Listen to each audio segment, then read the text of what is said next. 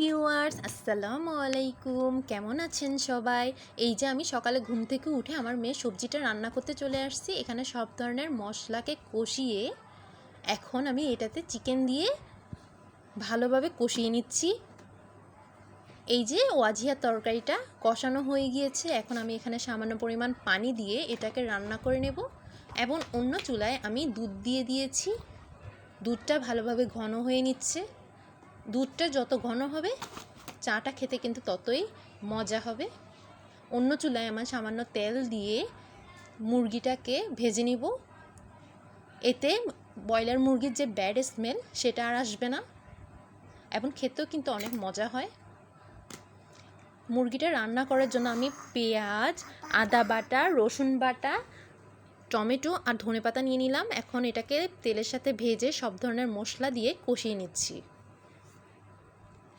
মশলা যত কষানো হবে তরকারির স্বাদ ততই বেড়ে যাবে। ওয়াজিহার তরকারিটা আরও কিছুক্ষণ হবে সেটাই দেখে নিলাম। এখন চিকেনটা আমি মশলার সাথে দিয়ে ভালোভাবে কষিয়ে নেব। ওয়াজিহার তরকারিটা হয়ে গিয়েছে। এখন আমি এর মধ্যে ধনেপাতা দিয়ে নামিয়ে নিচ্ছি। আর অন্যদিকে চিকেনটা কষানো হয়ে গেছে, আমি সামান্য পানি দিয়ে এটাকেও রান্না করে নিচ্ছি। অন্য চুলায় আমি সামান্য তেল দিয়ে এখানে পেঁয়াজ কুচি, রসুন কুচি দিয়ে শাকটাকে ভেজে নেব। এটা লাল শাক, ওয়াজিহার বাবা খুব বেশি পছন্দ করে এই শাকটা।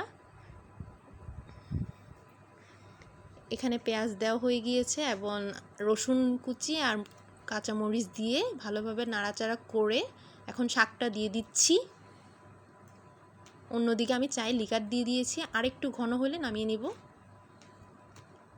এই যে আমার চিকেন তরকারিটা হয়ে গিয়েছে, এখন এটাও নামিয়ে নিচ্ছি। 3টা চুলা হলে এক সুবিধা, সকালবেলায় তাড়াতাড়ি করে ফেলা যায়। এই যে অন্যদিকে আমি পানি উতরিয়ে সেটার মধ্যে আটা দিয়ে এটাকে নামিয়ে নিলাম। আর রুটি খাওয়ার জন্য আমি এখানে একটা সবজি ভাজি করে নিচ্ছি। এখানে বাঁধাকপি, আলু এবং সিম দিয়ে একটা সবজি ভাজি করে নিচ্ছি। এই যে নাড়াচাড়া করে এখন ভাজি করে নেব। অন্য চুলায় আমি শাকটা হয়ে গিয়েছে, এটাও নামিয়ে নিব। আবার আরেক চুলায় ভাত বসিয়ে দিলাম। এই যে সালাদও করে নিলাম। আজকে ওয়াজিহার বাবা লাঞ্চ নিয়ে যাবে, তাই খুব দ্রুত রান্না করতে হচ্ছে। 9টার মধ্যে সে অফিসে চলে যাবে। এই যে রুটি বানিয়ে সেটাকে সেঁকে নিচ্ছি। আমার ভাতটাও প্রায় হয়ে আসছে। এই যে ওয়াজিহার বাবা নাস্তা খেয়ে এখন লাঞ্চ নেবে, অফিস চলে যাচ্ছে।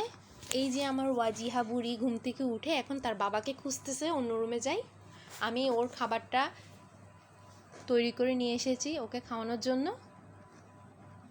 এই যে আমার দুষ্টু মা সারাক্ষণ ঘরটা আমার আলো করে রাখে। এই যে আমার ওয়াজিহা বুড়ি।